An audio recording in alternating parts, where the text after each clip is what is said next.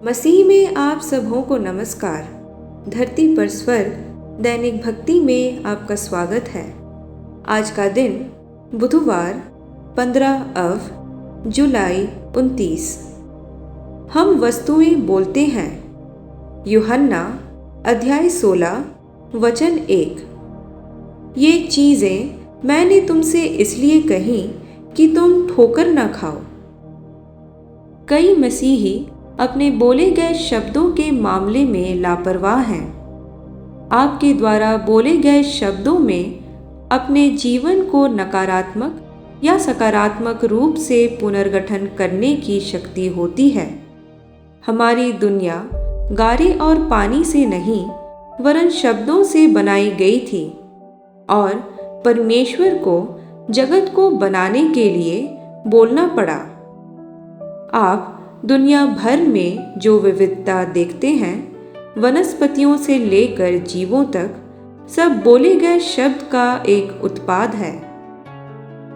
आज के हमारे शास्त्र में यीशु मसीह ने कहा, जो चीज़ें मैं बोलता हूँ।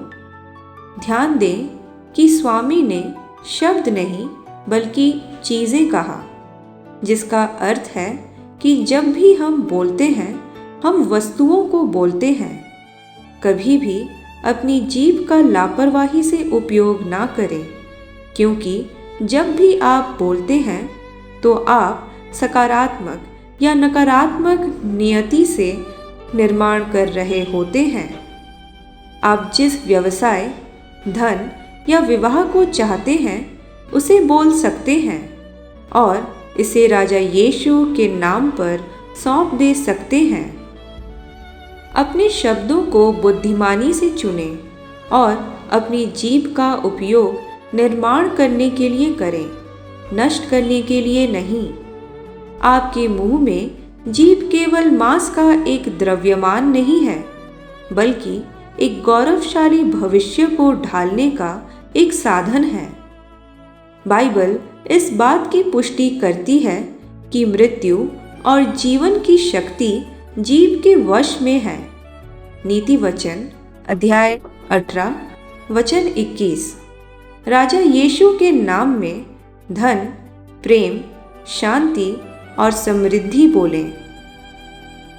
अब इस भविष्यवाणी की घोषणा को मेरे पीछे दोहराएं। मेरी जीभ एक तैयार लेखक की कलम है। मैं राजा यीशु के नाम में मेरे जीवन के हर क्षेत्र में समृद्धि और उन्नति की बात करता हूँ। हालेलुया। आगे के अध्ययन के लिए आप पढ़ सकते हैं भजन संहिता अध्याय 45 वचन 1। यदि आप 365 दिवसीय बाइबल पठन चुनौती में भाग ले रहे हैं तो आज के लिए आपका पाठ है प्रेरितों के काम अध्याय 21 से लेकर 23। प्रिय संत, आप महिमा में प्रकाश में चमकने के लिए बनाए गए थे। अपने जीवन से परमेश्वर की महिमा को प्रज्वलित होने दें और परमेश्वर के संग एक बेहतरीन जीवन के निर्माण करने की प्रक्रिया का आनंद उठाएं। आज राजा यीशु के नाम में आप पर बोले गए भविष्यवाणी की बातें आपको हिम्मत दें और मजबूत करते रहे। आमीन। कल तक के लिए हियाब बांधे रहें। Shalom shalom.